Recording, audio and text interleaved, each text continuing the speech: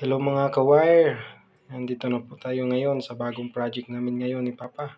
So siya ang mag-seal ng mga utility at saka yung sa outlet. So ito sa rep at saka yung switch sa dining room nila at saka yung sa room. Ito si Papa nagsisil sa rep,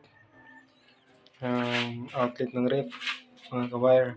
Tsaka ito yung Papa na may-ari, yung naka-blue mga ka-wire. At saka yung Papa patuloy pa rin nagsisil mga ka-wire. Ayan. Ito lalagay din ako ng utility box sa ref. Kaya tapos na sila ni Papa. Ako naman ang maglalagay ng utility box mga ka-wire. Ayan. Yan, nilagyan ko ng utility box mga ka-wire. Dahil tapos na ni Papa silsilin.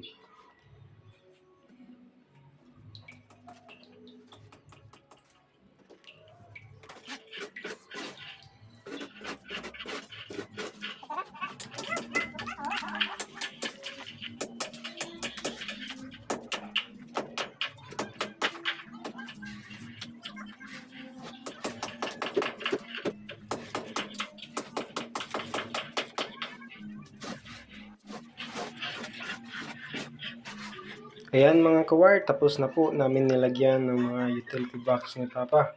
So, kabit na rin namin yung mga ilaw, tsaka yung switch. Lagyan na rin namin yan ng wire. So, hindi pa tapos lahat na palitadahan mga ka-wire. So, hintayin na lang namin pagkatapos nilang mapalitadahan ng lahat. Lalagyan namin to ng switch, tsaka yung outlet mga ka-wire. Ayan. Yan mga ka-wire.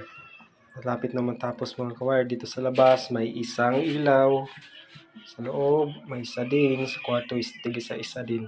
At saka mga ka-wire dito ilagay namin yung